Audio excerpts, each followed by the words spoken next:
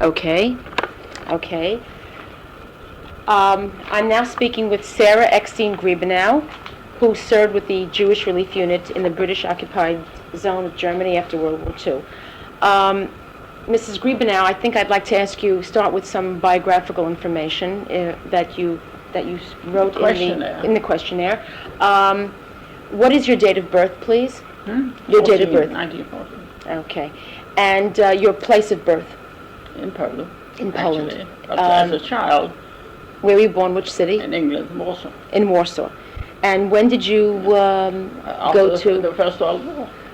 And you mentioned it was 1918. So do you have any memory of nothing? Not as a... No, I wasn't even 4, I think. Right. And you came from, I assume, a Yiddish-speaking home? I came from a Yiddish-speaking, but my father was a very ardent Zionist. And my grandparents were already in England in the First World War. They lived in Belgium. I went over when the Germans advanced to Belgium. They didn't touch Holland that time, but they touched Belgium. And my father's full intention was to come to Palestine and not to England. But he went via England to be able to see his mother and his sister, and found that his father had died very suddenly, very young, and she was left a young widow with a daughter.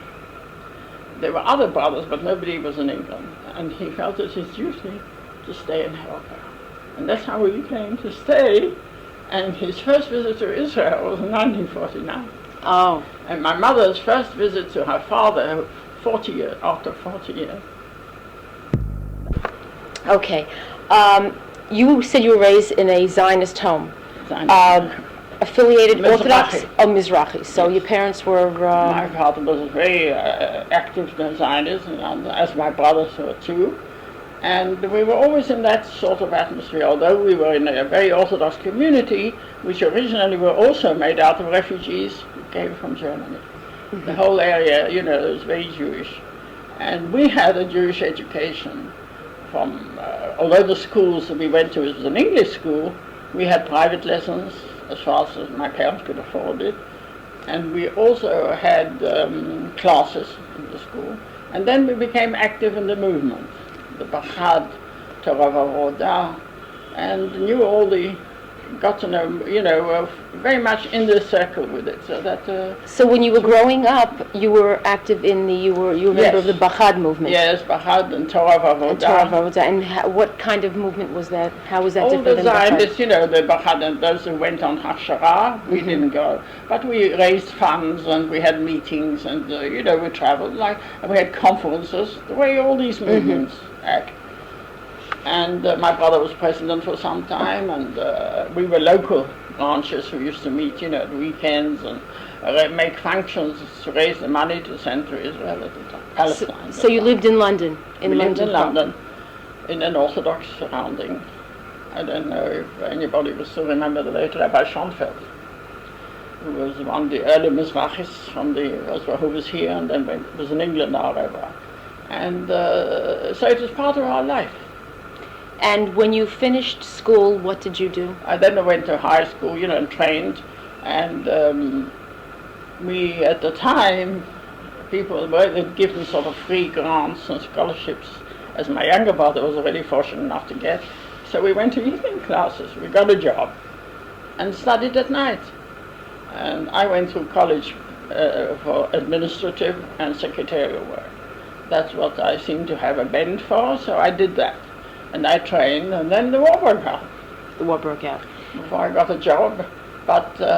Did you work before the war? You worked several years before the war? No, I didn't work before the war, because I worked in a private home of one of our members who was very Orthodox. I wanted a reliable secretary. So I waited over 6 months to get a job without Shabbat. At that time, it wasn't a 5-day week. We had a Sabbath observance bureau, but they weren't always very helpful. And I must say, even our contemporaries weren't always such a hurry to employ you. But it happened that this man's secretary, who was a very, very generous and a great contributor to Staka, very firm, with 9 children, but he dealt in property, and he was a Swiss. And his secretary decided suddenly she was going to get married after being engaged for God knows how many years. And he mentioned to my father that he needs someone. Rashid was fully experienced. But for all that, he took me on, and I stayed with him until he unfortunately died very young of cancer. And then I stayed with his wife. And then the war broke, as I say, I helped her clear up, and the war broke out. What did you do during the war? Did you continue? Yes, what happened was that as the war broke out, a lot of people evacuated from London. And my mother went with my younger brother. His school was evacuated to the country, and we wanted him to be in surrounding. And the United Synagogue, which was then the communal center, were looking for secretaries because everybody had vanished, you see. So they took me on, and I was responsible for contacting Jewish patients and prisoners, thank God we didn't have many, in all the outlying places of England to where they were evacuated, and keeping them in contact with communities nearby so that they could be visited, because you couldn't just pick yourself up and go in a train and go and visit your relatives at the time. It was very, very hard. In the middle, I learned first aid. I did a first aid course. And I did 3 nights a week in the underground station during the Blitz, first aid helping. My father did fire watching. Everybody was doing something. And working during the day and trying to get home before the blackout. It wasn't easy. My father's business was burnt down in the Blitz twice. So he had more free time, and thanks to him we got our rations. Because if we didn't get them in the morning, you never got them at all. So he helped us. He was a wonderful man. And he went for Shabbat. He used to go out to my mother in Bedfordshire. We couldn't always go because we had to work. We had to clean the house. I'm talking because my brother's wife, my brother was called up a week before his wedding. He was in the army already. He was an officer. And although they promised he would stay in England, they called him overseas for a special mission. He was very good at languages and economics. So of course she stayed with us. She was a refugee from Vienna. So the two of us sort of stayed at home and spent our Sundays cleaning the house again, because we never had time during the week. She was fire watching, and I was this. First they interned her because she was Viennese. And then they let her free, and as I say, they got married without being sure they'd be able to marry before they sent him out. So they were married for 10 days, and he was away for 4.5 years. How did you get involved with the committee? How did you hear Jewish about Relief them? Unit. Yes. What was the first time you heard? Period, we also had lots of family. My aunt, my father's sister, who was very sick. My grandmother died before the outbreak of war. But she was very sick, and she was evacuated. And I was sort of responsible somewhere in London for all these. She lived near us. And she got a stroke as a result of the and so I had to take care of all sorts of things and work in the office. And I think it came to a pitch, what with the Blitz and every night, sleeping under the table in a wonderful mahogany table, best shelter we could find. And in a room we made into a social, because although we had the official Anderson shelters, you probably heard about them. They're the most horrible tin huts like they used to have here. And you sat in them, and all the shrapnel that came falling down and made such a noise that, and then water began to come in, so we decided we'd rather risk it and stay home. So we used to spend our weekends trying to make shovels under the table. And then what happened was that I was beginning to get already a sense of frustration, that although I was probably doing my duty, as one should, I wasn't doing what I felt I wanted to do. And I was doing it out of, as I say, my duty. Then in 44, I think it was, when all the news began to come out, in the Jewish Chronicle appeared this notice of asking for volunteers. In the Jewish Chronicle. Jewish Chronicle in London. We used to send it out to my brother to read, asking for volunteers. They had to have certain conditions, like being able to speak a language, Yiddish or Polish or whatever it was, and having had experience of dealing with people, the public. And they were asking for volunteers. They didn't promise anything. I saw this announcement and I thought, I'll write away. If they, I didn't tell my parents then, I mean, I was still young. If I don't get accepted, they won't be any wiser. And if I do get accepted, I'll tell them that. Same time, my brother in Egypt, we were very close. He was stationed, he was in the North African campaign. He was by then a major already, I think, in the army. At that time, he happened to write to me, and he said, I saw something in the Jewish Chronicle which I think might interest you. I think he felt, you know, my frustration in my letters without my saying anything. I wrote to him and I said, funny you should say that. I've done it. I don't know what the answer will be. I've had my interview. And there's a very famous name, Abraham. Have you heard of him? He is also a designer of stamps.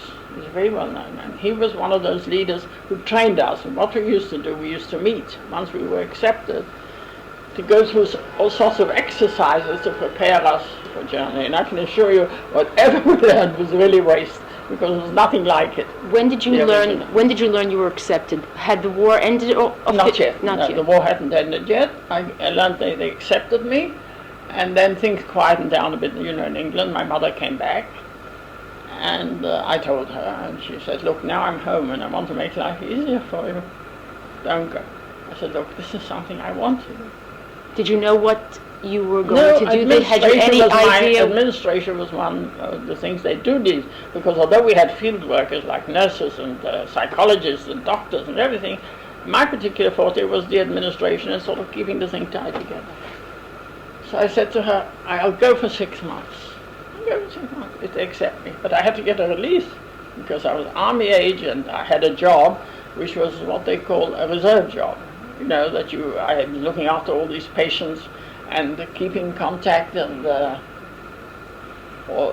making sure that everybody was visited, and the prisoners. We even had one murder during that time. A man was executed as well, a Jewish man.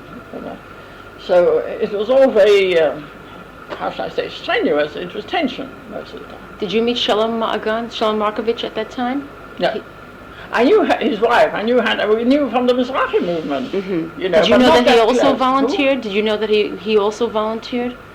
I don't remember. I believe I did. And I remember the first lot, Sidney Kahn and him and Judy Lanza and the first group. We were in groups there. So they were part of the first group. I was the second group. You were the second group. They started even in Diepholz, which was Holland. They followed the army. Mm-hmm. They wouldn't let any civilians through till the army had overtaken. That was at the time Herzog was there as well.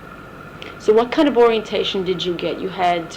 Look, they told us how to say, make do, and men. But really, in reality, it didn't work out that way at all. I mean, you just had to make use what you can. But weren't sure what the conditions were over there. Nobody knew. So Nobody knew that typhoid was rampant and tuberculosis was rampant and people were sick and we didn't know their mental reaction. After all, people who'd gone through such a thing, I was always asking myself, what can you say to these people? So you were accepted as a civilian. Did you represent... We were in uniform. Did you represent any organization? Just a Jewish Relief Unit. We joined it. It came under the name of the Jewish Relief Unit and we wore the yellow star, you know. And but army uniform, and we were officer status, and rationed, and you know, like no pay. I mean, it was all voluntary. Who was part of your group? Were you part of Rose Henriquez? Huh? Rose Henriquez group? Who? Rose Henriquez. Oh yeah, but she was one of the top ones. She didn't stay out of the field. She came in and out all the time. She was part of the Rose Henriquez was in charge, sort of the lady who came. She started in Celle, which was outside of Belsen. I went straight to Belsen. Celle was still in existence. Millie, was there, and one or two people. And we had somebody in Hanover already, and we had somebody in Lübeck in the children's home. They were scattered over. And the first group that I remember was Bertha Weingreen, professors, Bertha and Jack. I took over from her. Oh, so when did you, what was your first stop? My appointment was at the beginning of 46, 45. They said I was supposed to go to, I didn't know where I was being designated, but I have held up for days because there were rains and there was such bad weather. There was only one bridge crossing the Rhine. You couldn't go across. So we were stuck in Calais. And I managed, through the injections I got, to get an infection from the khaki material, and got an infection in my arm. It was like this, and I had nobody to dress it because we were all stuck there, hungry, nothing to eat. And there were so many people who got stuck, not only us, military and UNRWA. And everybody, till in the end the train started going and they were packed to suffocation. When was this? This was January 46. January 46. So you left England in January 46 around? That's right. Just sort of when they began to I thought. In any case, the place was flooded in Germany, imagine. And I always remember looking out of the train and seeing the train like this. And I thought, wondered if we'd ever get across. Not only that, what touched me at the time, I mean, you had plenty of time to think. I didn't know anybody. Usually the 2 or 3 went out together in pairs. But it worked out in this way that I was the only one of my group, amongst all the army and the navy and everybody else. And looking out, and you saw the kids, the German children, lining up along the train, waiting for people to throw them out. That was my first, how shall I say, a sharp impression to realize that children, well, they're German, or Jewish, or anything, they're children. You know what I mean? So whatever we had, we gave them. Not we had much, because for 3 days we were stuck. Why were you alone? Why weren't you with the... Well, the groups went out in such a way, it was a Friday afternoon, for instance. I had my visa, I had to get permission. And somebody phones me up from Jewish Relief and says, look in your passport. They gave me a visa for the American zone, by mistake. And they realized that here was I with dripping hair, I just washed my hair. And just before Shabbat, they said, you better get it changed, you can't leave on Sunday otherwise. I'm getting into a taxi with a towel over my head. I'll never forget that. And getting the visa changed, and we went to the British side. So I arrived at some station in the middle of nowhere, in the middle of the night. But there was a very wonderful person called Alison Wood. Alison Her sister, Wood. Anne Wood. Alison Anne Wood. Wood was a famous singer, and she was in the Admiral as well. And Alison Wood was not Jewish, and she worked with us as well. In the Jewish Relief Unit? Yes, she worked with us. Her sister, this Anne Wood, was on this train. And I didn't know, and they were leaving us at a certain station. I didn't know anybody, nobody knew I was coming. Our headquarters were a little way away. They said they'll meet you, but of course they never, I mean, things never worked out like that. Every time I did a journey for somebody, I had to use my own wits how to get there. So you arrived in the middle of the night, and... I arrived in this station, we stayed overnight. She said to me, you better stay here, it's impossible. They phoned through to Bad Oeynhausen, that was our headquarters. Where was the Bad headquarters? Oeynhausen. They Bad- were all the army headquarters, all the different units, everything had their headquarters there. And she phoned through and they said, all right, they'll send a car for me in the morning. When I got there to headquarters, the first thing I had to do was to dress my arm. It was in a terrible state. And I stayed there a day, and then they said to me, look, our worker in Brunswick has had to go home suddenly. I don't know what happened. She says, take over there, and then you'll go on to Belgium. Take over what? Did you know what you had to do there? No, I hadn't a clue. So you were alone, and you went I was to alone. Brunswick. I took my pecular, and I went over to Brunswick. There was an officers' mess there for officers. That's where Herzog was staying. Bentoff was the man who ran it as a voluntary. It was an officers' mess, and I was lucky enough he let me have a room in there. Otherwise I would have had to go and look for accommodation. They frightened the life out of us. They tell us you have to go to the town major and you have to do this. If you haven't been in the army, you have no idea what all this means. But I was very lucky, and I was there, and they were very decent. And I went over to this camp and met the so-called bosses. You know, in every camp. We're talking about a camp in Brunswick? No, a camp in Brunswick. In Brunswick. Braunschweig, as they called it there. And there was a small camp, but there were people there, and they were waiting to be moved somewhere. Were these Jews? Yes. Was that your first contact with Jews? Yes, first contact with Jews. And they started coming. Of course, my big advantage was I spoke Yiddish. What was your first impression when you saw them? And they had How been met normal by... they looked. How normal they looked. Did they had contact? It's already January 1946, so they had some months contact with some with of the others, relief units? With our unit, or with the Quakers, or with the joint, you know, various organizations. The joint had been there already? The joint was there already? The joint was out there. I don't know if it was in Brunswick itself. I can't remember. I know that all the people came immediately. Of course, they try to take advantage. They want this, they want that. You know, I had to find my feet. I had to find out what are they allowed and what I'm not allowed. Who do I apply to the town major or to the Jewish headquarters? Do you know whose place you took?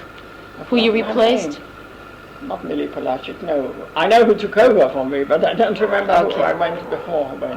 I can't remember. She wasn't even there. I mean, I got there, she was already gone. Okay, so you're Brunswick, and what did you do for a month in Brunswick? Well, I was running in the office there and trying to find out you had to indate for rations.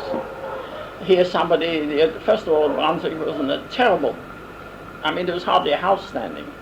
And all the rubble in the streets, you had to walk in the middle, and the smell, I mean, of the dead body.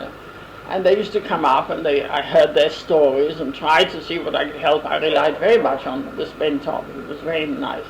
And I picked out one or two people I felt I could rely on.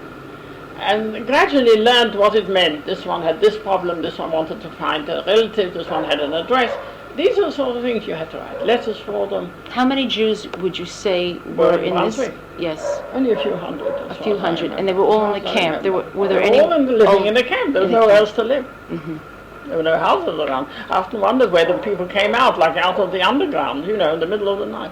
And what happened after 1 month in After that, first of all, I spent, a good friend of mine, she's not alive anymore, Sadie Cohen, was already in Belsen. She'd gone just before me. I got stuck because of the visa business. And Judy Lanza was there already. She'd come with the earlier thing. And they both went to come over for Shabbos. Because I really didn't do it. Yes, because where I lived and where the camp was miles away, I couldn't possibly go there. And I said, come. So how far was Brunswick from Belsen? How far was Brunswick from Belsen? Not so very far, but far enough. I mean, an hour or something like that. And I went for about Friday afternoon. It was very icy. The roads were very, very slippery. And then a Hungarian driver, they're all nuts. I mean, first of all, the roads were in a shocking state. And we traveled. And we were getting near to Belsen. It was getting rather late, and I was worried, and they were worried that I hadn't arrived. But one of the naval cars from the British Army was traveling along at a pace with the soldiers and the girls at the back of the car, and don't ask me what happened, but somehow we ended up like this. I sitting in the front with all the glass on my lap. So there was an accident. Oh yeah, because it was slippery and they weren't very careful, and with the holes in the roads from the shooting and everything else, I know we ended up like that, with all the glass in my lap, but I didn't have a scratch. And one of the girls sitting at the back of that lorry, she fainted. In any case, we somehow got ourselves sorted out. And they took me into Belsen. His car was useless. And there were my two friends, all going quite frantic. What happened to you? Where have you been in this? You're talking about Judy Lunzer and Sadie Lewis. Yes, they were your friends from England? Yes. So when you went to the British zone, you already had some friends who had... Not only that, during our training we got to know each other several. But Judy Lunzer lived around the corner to me in London. We belonged to the same community. You grew up together. You and Judy Lunzer grew up together. Her sister Erika and her brother Henry. I mean, we were all the same group. And Sadie, through the Mizrahi. She lived near us. And of course, as I say, they were going frantic, what had happened to me, and the reaction, the shock afterwards. In any case, we spent the Shabbat together, and they immediately dragged me into the camp. They made friends very quickly, because both of them spoke Yiddish, you see. So they made friends here. I've got some of them are still here, friends with them together to this day. And I spent the Shabbat there on Sunday, I think, and then from headquarters they came over and they told me, look, on this day you come over here. Bertha is going back to Ireland. Her husband was at Trinity College, Winegreen. She was the leader. The leader of the second group in the Belsen. Who took over from Shalom Markovich? Yes, she must have taken over from she was the social worker, qualified, by the way. Believe me, I've learned that not all qualifications make you a good social worker. I have no qualification. I mean, I have no degrees after my name at all. And Jack had to go back. No, he wasn't with her at the time, but he was in Ireland for some time. Jack, what is his last name? Jack Winegreen, professor. He wrote a famous dictionary, Hebrew English, and Trinity College, Dublin. And Bertha was a little bustling little woman, social worker, very active. I was supposed to take over from her. I moved in, I shared a room with Sadie and another girl, and we had these army officers' headquarters. They had like two little flats up and down, and all surrounding this famous Kesseling camp. So the people who were the relief workers and other workers as well. All the official workers lived outside of the camp on the border, but you were walking distance, although we had to have cars. I mean, the camp was so huge. An army camp with the kitchens and the barracks and everything else. What was your first? In the barracks lived all the people of the camp. The first time I walked into the first room, I came outside. I think I must have brought up what I'd eaten in years. What was your first reaction upon meeting the people in Belsen? How normal they were. They seemed. They seem They were normal. normal. Well, we're talking about several months after the war already. Yes, They already, probably but had... pleasant, plenty without any hair. All of them, the girls, nearly all looked as if they were pregnant because they hadn't had proper food and they hadn't had their periods. So, I mean, that was the difference. And also the, I suppose, the psychological effect that they were all wearing high boots and leather jackets, you know, like the Germans. There was some sort of the clothing that they got for the joint or whoever they got or wherever they got. Black market was already rampant because the joint gave them food. And what they didn't eat, they sold to the Germans, who were starving. So you saw all this. But as I say, to talk to people and then something would happen that made you realize that they're not. For example? 100% in that respect. There's something there that will remain to the end of their life, some of them even today. But with Bertha, I said to her, show me, what are you doing, how are you doing? Well, you have to indent for the rations and for the milk and this. We didn't have any children at that time, small children. There were only singles, a husband or a wife, and little older children. But we had teachers and everything else, and of course everybody was on the move. Everybody was moving from camp to try and find their relatives. So basically, if I can just go back a bit, basically you came to the camp and Sadie, her name was Sadie, she basically trained you? No, it was Bertha, you mean? Excuse me, I'm sorry. Bertha Weingreen well, she trained didn't you? really train me because she never stopped to train anybody. What happened was, I mean, the basic business, she was always busy. I mean, imagine a square with blocks all the way around. You saw the one block. And she would talk in the window. We had an office and the telephone's terrible. And she would be speaking to me and she says, oh, I must call so-and-so. I must tell him this and this and this. And this went on for a few days till I got a bit fed up. And I one day called her in and I drew the curtains and I took the phone off and I locked the door. And I said to her, Bertha, you're sitting down here for 10 minutes. Tell me what you're doing. Then you can go and do what you like. I'll never get moving from here. And that's how I did it. That's how you did it. So what were your major responsibilities at Belsen? Well, for the team as such. You were the administrative head of the team. Head of the how team. How many people were under 20 you? odd, I think we were. Around 20. And it they comprised... When one came, you know, they changed. We didn't all stay the whole time. So as administrative head, you were responsible for... well, I was really responsible away from the team as well. Somebody vanished in the night, or one of them who went on the illegal ship, and this, I had to find excuses to the British and tell them, you know, I mean, you... So you were more responsible for the team than for actually doing anything, actually working the camp. People did come to us. I mean, they came to us for this. For instance, Hindel Perlman. Hindel Perlman? Yes, she was Kaufman. I tell you, unfortunate, a wonderful nurse, children's nurse. We had nurses, sanitation, who used to go around picking up the garbage, and you had to start teaching them. The idea was to normalize for their future lives, yes, to make them... It's not done overnight. You've got to get it through the mentality, and you've got to know how to approach the people. Some of them got offended very easily, some of them were easier than others. But I got to know them because, as I say, because of Yiddish, you made friends in the camp. I used to go walk over, say, Shabbat. I tried to induce a little bit of... In our team, I mean, we were a very mixed lot, from a communist to Could you talk a little bit about the team itself, and then gradually, slowly, people made friends with people in the camp. What kind of people were on the team, would you say? Some were Sabbath observing, some were secular. Only a few of us. We always had a fight, but there were some who were anti-home and this. But gradually, what I did, why I didn't interfere with their religion and everything, is I tried to bring in a little bit of the Jewish spirit. For instance, Friday night, that we had tablecloths on the table. I didn't see why we should have to live in a primitive state, because it was primitive enough, without trying. I wrote to my mother, have you got an old curtain, or have you got an old tablecloth, or have you got something to make us... You have to live with this thing. You must have a certain amount of, how should I describe it,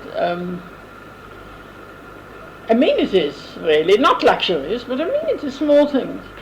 So gradually every girl in her room tried to make what she could out of it, and in the so-called dining room, they cooked. We had to have people from the camps. they also earned that way. You said by in the getting dining room. Did you rations. have your own dining We room? had our own dining room. For and- approximately 20 or other Yes, people as no, well? more than 20. Everyone had their own. I mean, you invited people there, but everybody, like the joint, lived very well. Of course, they had all the rations and everything else for their people, and they also distributed in the camp. They also distributed cigarettes. With a packet of 200 cigarettes, you could buy a whole Meister dinner service, which the Germans had taken. But they started doing business already. We looked away, it wasn't our business. We didn't try to. But at the beginning, when I first came this, it was still a mixed camp. The Wehrmacht, the Gypsies, the Romanians, everybody was in there, the Poles, and every night there was either a murder or somebody got knocked up because they drank. They got gin, which was wood pulp, you know, which is the most dangerous thing. We got rations. Our rations consisted of a bottle of gin or a bottle of something, and I used to keep them. Either I'd take them back or I'd exchange them. Excuse me.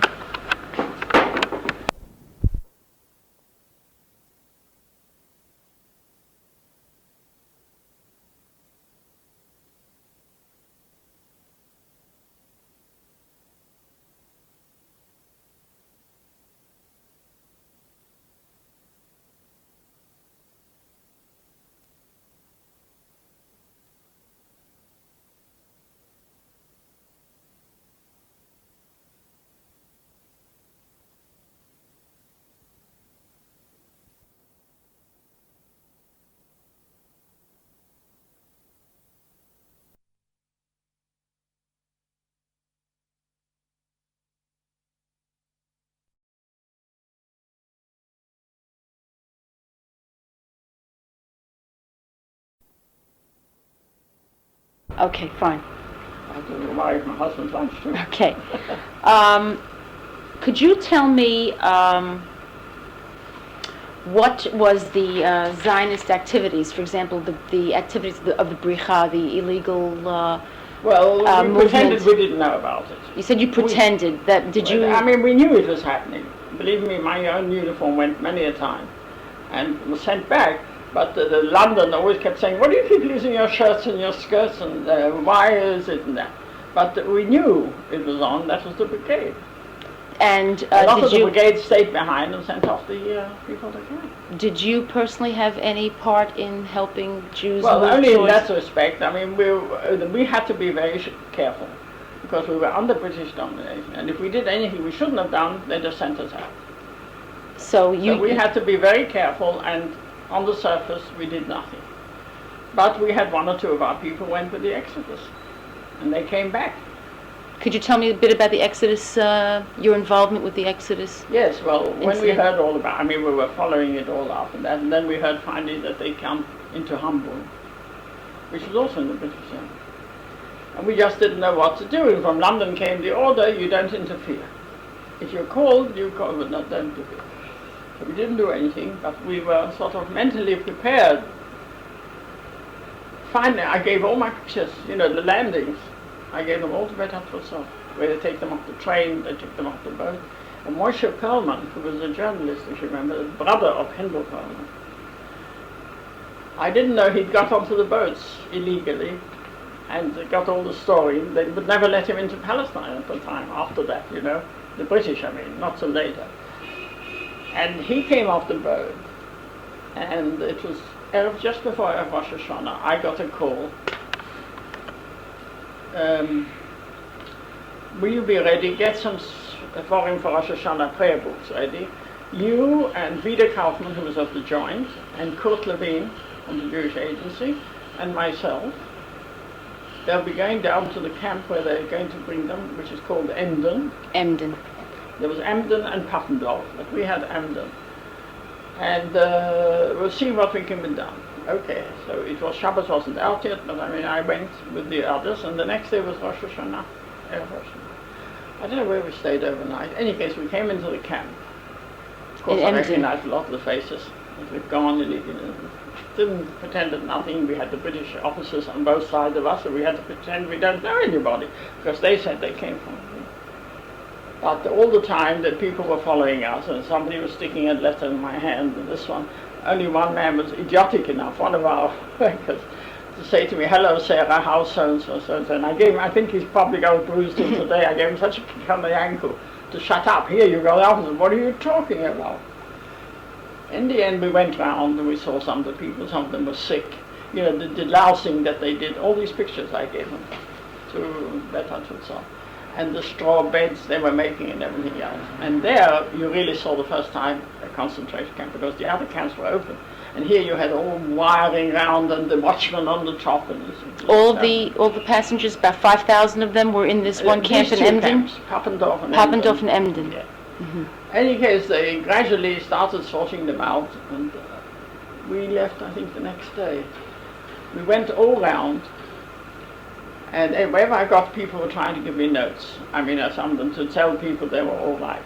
And my sleeves and my uniform and my pockets, everybody's was full of newspaper. I'm sure they saw it, the British, but they looked away. They themselves, as officers, I think, felt very uncomfortable about the whole thing. There was one Jewish boy, Tomashov. I knew him from London. He was in the British Army stationed there. And they asked him to go around the camp to tell people. I'm listening to this, and he said in Yiddish, of course, everybody's asked to register. And in the end, he put lo mit an aleph. That means no. Right? So this is the way he was saying it all the way along. Nobody, of course, went to register. Alle werden gebeten, sollen sich registrieren, lo mit an aleph. And believe me, I never make a mistake about that law. Never.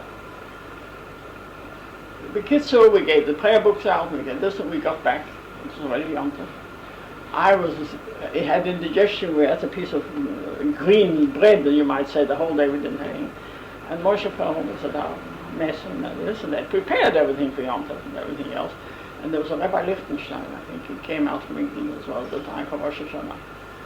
And we told him the story, you know, there was I don't know who's kept it, there was a whole thing on his experience on the ship. And you know what the irony is, of course, a number of children were born on those boats. And according to that, they're British subjects. So they stayed there for several weeks. The gates were left open. So one morning somebody got up in the paper and they said they got up in the morning, the camps were empty. They just left it, you know, I mean, the British, it's the only way they could. And they made their way to various other camps. And a lot of people came back to Belsen? No, not No. Most of them tried. They went all over the place illegally. And that, but what I meant was that they got rid of the camps without doing anything about it. You know. The morning we read in the paper, the morning the officers found them in the camp. And so you personally were not that I didn't involved. live up there, but we were connected, of course. We sent them supplies, and some of them did come back to us. How long were you there? How long were you there in Emden? Oh, only over the day, and get back Uh-huh. into the motoring, and I had 3 accidents there. I mean, I didn't drive. I learned to drive. We all had to, even lorries, to go to Germany, but I never used it. The roads were so bad. We used to call the road leading to Belsen the abortion road. It was shocking. You know, the roads were not mended, and people drove like crazy. And believe me, if they could make an accident, I mean, among the Germans, much love wasn't lost. They did it. I was caught 3 times. I had an accident. I was going, but they formed a committee afterwards, you know, for legal immigration.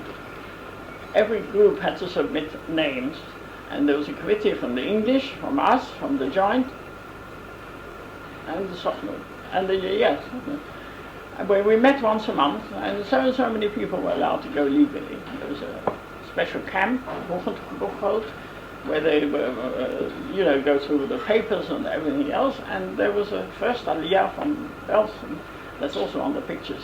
Snow that high, and the children leaving for the first legal transport. That's 4 o'clock in the morning, in darkness. So we were going up north, and to save fuel and things like that, the major from the British group took his car. I don't know whether somebody did it deliberately or what, but it seems that the wheels, the tires, were either the wrong size or whatever it happened. In any case, we went right over into a ditch. I don't know how I called out. I don't even know today how I called out. All I had present in mind was to turn the key off. I could see it. And he was there, but his leg got caught in the door. I called out in the middle of nowhere on the way to Schleswig-Holstein, if you know Germany at all. Right up north. The meeting was to be held there. I got out, and I saw a man drive with a cart, you know, a horse and cart, and I wanted to call, and I found I'd lost my voice. I got a knock on my back. I broke the ribs. I didn't know them, but I'd broken some ribs. I couldn't speak, but he saw the car. And he goes, whatever happened, a British Jeep passed, and typically British, the officer gets up and says, "Can I help you, madam?" Well, honestly, here was I, smothered in blood. I'd cut my legs. I still got a scar on me in my hands, and I just pointed at this, and they went down, got down, managed to get him out. It was a very heavy Mercedes or something. I don't know. What do? We were near a hospital on the Schleswig-Holstein after North. So the ambulance came in the meantime, but I couldn't lie down. I had to stand up and hold on because I couldn't breathe. They took him as well, and they informed the office quickly that we were on our way there, and they waited for us. I got there, of course, and bandaged up my legs, bandaged up my arms, and my only reaction was I just had my, you know, they keep the wind out, not my wind jacket, I just had to clean, and I thought, oh, damn, it's dirty again. I mean, it's so funny how you remember these things. And I went back to Belgium that night. We phoned through to the director, and he said, perhaps you'll stay overnight. And I said, no, I don't want to. I could see it's going to be a little bit of this. I might as well get it over now. Well, the 4-hour journey took me over 8 because he couldn't travel fast. I just couldn't breathe. I couldn't sit in the car. And we got back to Belgium. And Hindel, who's a wonderful nurse, you know, I was already elevated to a room on my own. We had enough room. And I was at home with this, but she wouldn't let anybody in, you know. I couldn't sleep, I had to have morphine and all the rest of it. But I still ran the place, you know, people came in and out and everybody was busy. But after that, the committee stopped, of course, when all the Aliyah children were allowed to go, and those who got legal. Do you know any members of your group that did any kind of work with Bricha? Probably, yes. There was a... But no one, did you speak about it among yourselves at all? We didn't speak about it. So if anybody did any work, you really weren't aware of it, or? We were aware and pretended not to be aware. Let's put it that way. I mean, I know Sidney Count did it, and I know, what's her name, Leah Harris did it. But they never said anything to you about it? Listen, I found them, they came back with the Exodus. Mm-hmm. I just one morning came up and found the uniforms hanging and finished. I mean, that's the sort of thing, you see. But in that list, if you want to know if they're still around and you want to ask them, okay, I can mark it for you. What was your relationship with any of the chaplains or the rabbis who came? Well, as I say, they all very often came to us. And we always entertained them. The late Maurice Jaffe was the chaplain with the brigade afterwards. The British, you know, the one from the great synagogue in Jerusalem. Mm-hmm. His son was the Chazanut, with the tzitzit hanging out. That's his son. With Brody. I was a very good. He was the chief army chaplain. He knew both my brothers. He had terrific memory, because when he came to Belgium, I always allocated somebody to go with him, to take him round, and he always took them out to the mass graves and the crematorium. He always took them out there. Once he came and he said to me, I want you to come with me, Sarah. He knew me. He said, your mother's had a sudden operation. She's all right, your brother's all right. He was in Egypt and he remembered all this business. He said, I want you to come with me. If he asked me to come, I mean, usually gave somebody else the job. I went out with him. We were driving in the car. And, you know, the fields, they were still not cleared up. I mean, here was a boot and here was something else and this. And then, of course, these big notices, the mass graves, here, Ruhen 5,000, 3,000, 5,000. Ruhen really means rest, yeah? Well, certainly didn't rest, because those red wild flowers, mauve flowers that grow up in the wild places, nearly always, if I left the camp in sunshine, nearly always got there, it was always clouded.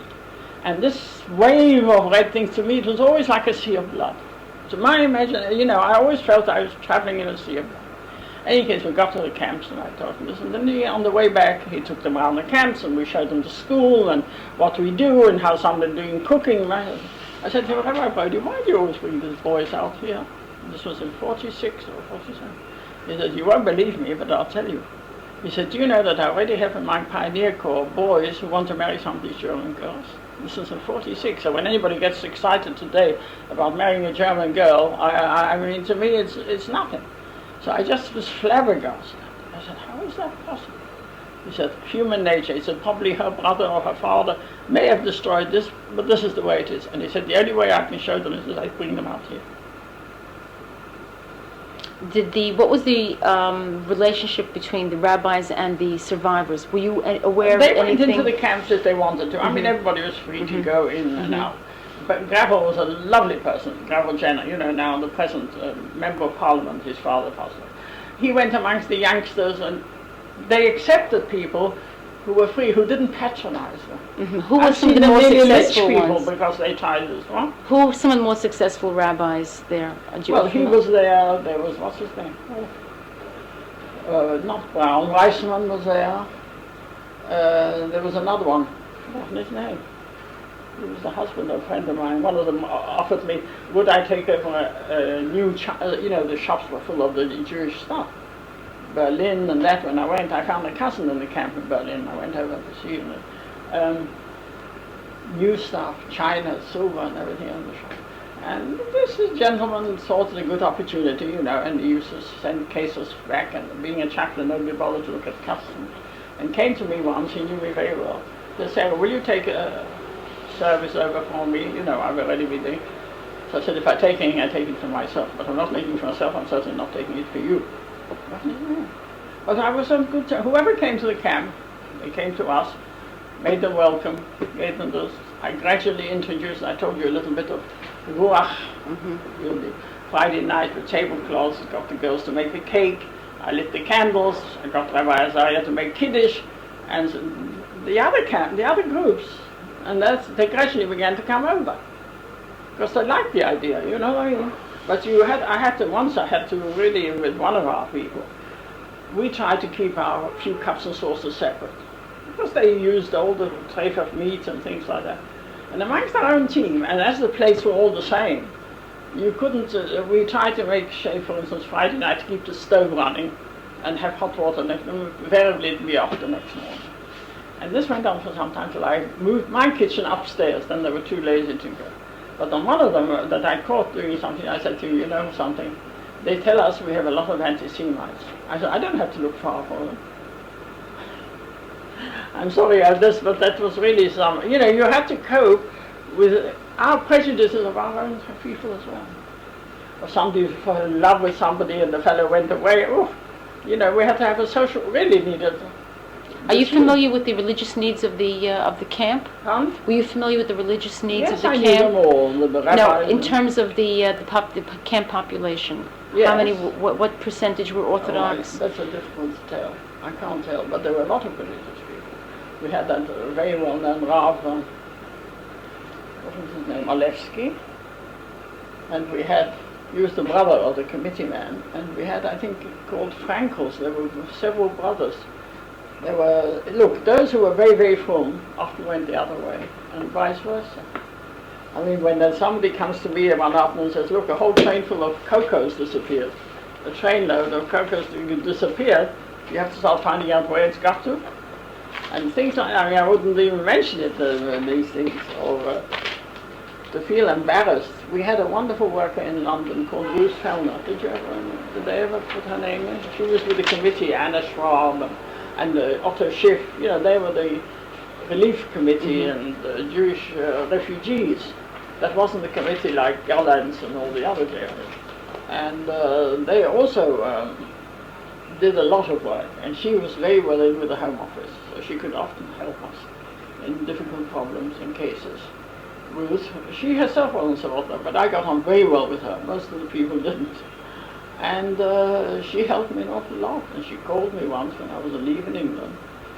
She worked in London. I came home on leave, and they asked me, where did they ask me to investigate? She gives me a list of names, rabbis. Do I know them? I knew most of them. She said, you know, there's been a lot of trouble with customs. They began to get parcels from America and everywhere else, what were considered matzah parcels. But you know, when a lot come into the post office and they start throwing them around, one of them burst open, and instead of matzahs they had silk stockings in. That's how they made their money. I mean, you couldn't get, all these things were rationed till 49 in England. Food and everything. We didn't have meat till 1949. So she said to me, look, the Home Office doesn't want to make a stink about it. But do you think these people are capable of this? I said, names, I'm ready to swear I never know anything about it. But maybe the boys who are in the yeshivas or in the schools, they may know about it.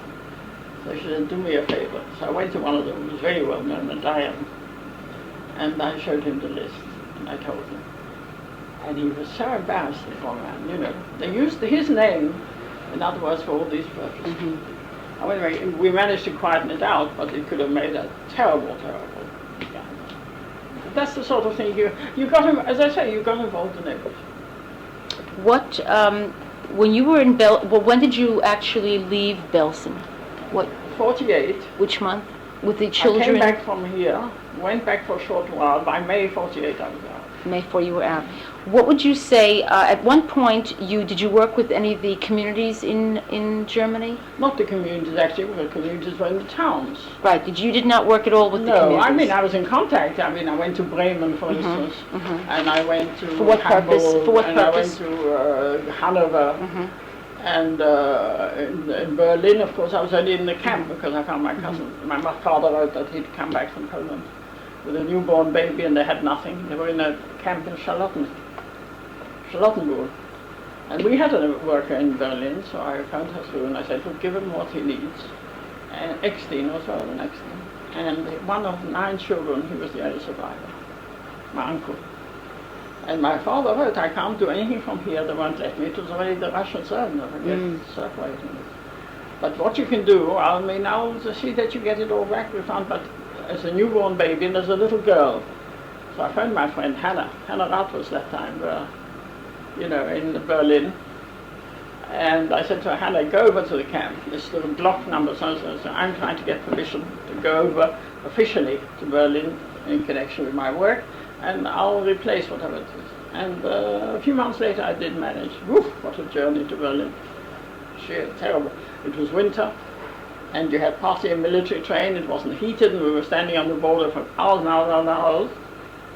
And because I saw him, and I saw his wife and the children, and fitted them out, and tried very hard. My father wanted him to come over for a visit to England, and the Ruth family, with all her protection, they wouldn't permit it. They found out he was a communist in Poland.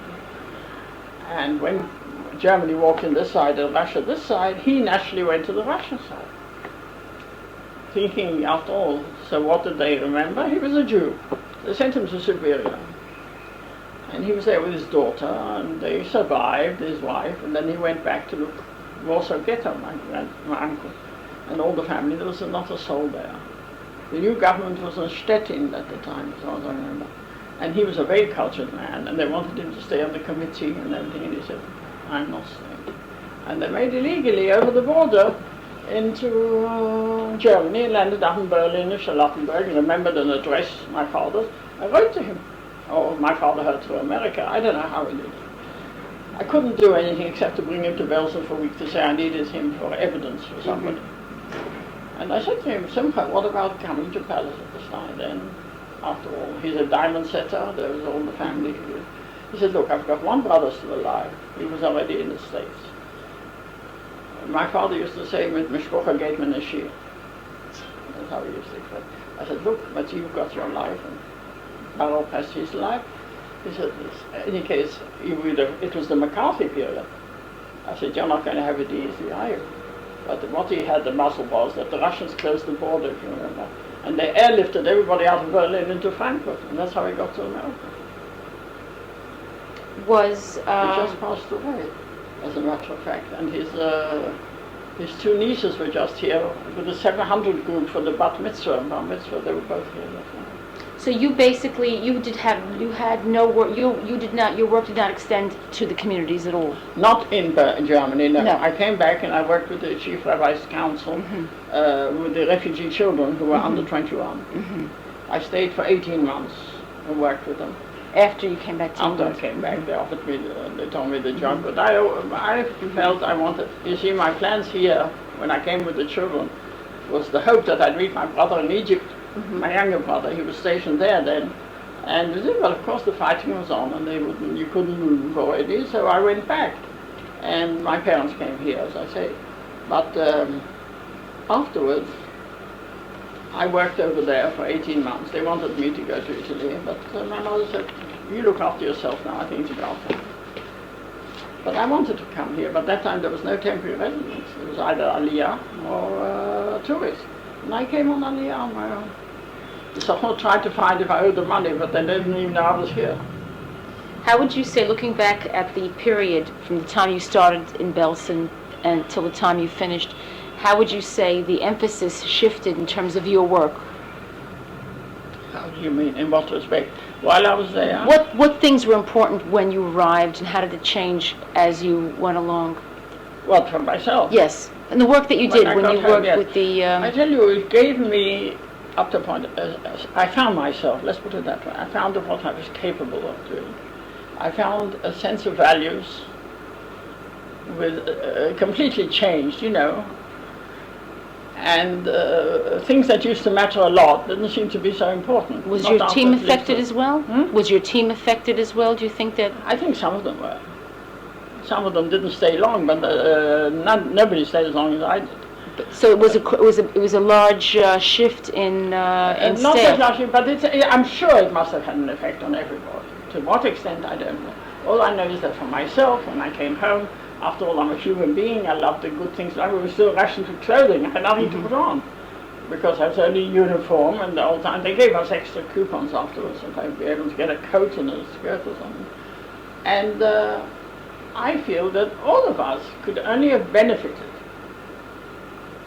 from living through to see how people can cope and can come up again, and should never, ever be expected to go through what they're capable of going. I mean, here as well, I love beautiful things. I'd love to be able to go abroad every year. Everyone says, what, you don't go to England every year? I said, no, I haven't been for 8 years. Oh yes, sorry. 3 years ago I went to my neighbor's bar mitzvah and to visit my parents' grave after 8 years. We didn't. I mean, you just didn't. I could have, everybody says, what, you've only got 2 rooms? I said, I managed to live.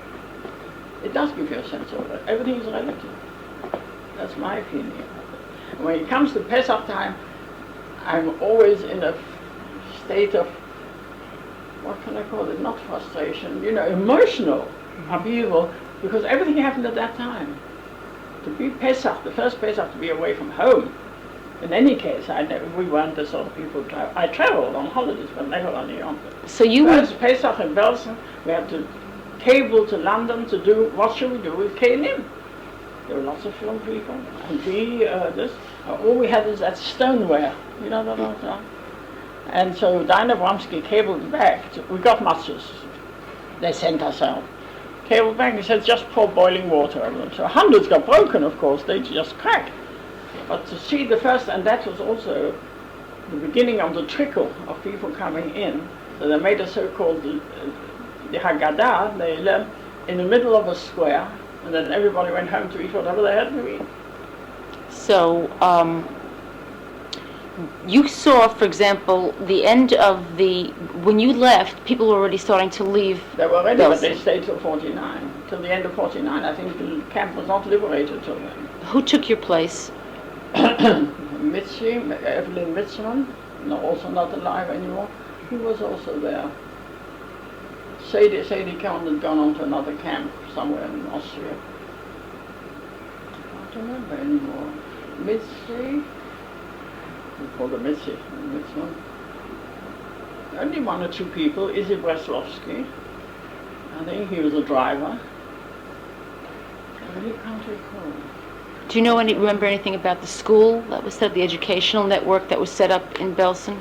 Well, I tell you, it was through the Sochnut help, of course. And we had 1 or 2 trained teachers. We had a physical trained teacher as well. And, you know, the English, they tried. We had teacher of English with Mrs. Frobel. I think she lives in the country here. A woman of the camp, very cultured. Amongst them, there were very, very cultured people among them who survived. But most of the teachers came among the shlichim.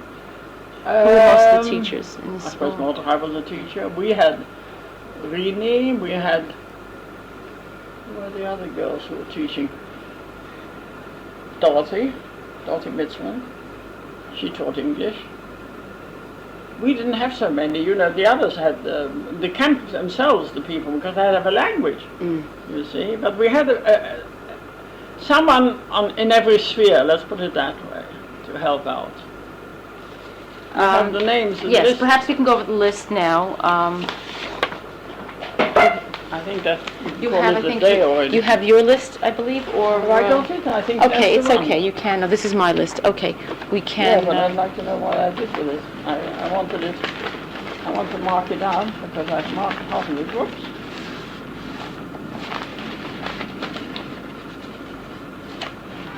This I'm going to give.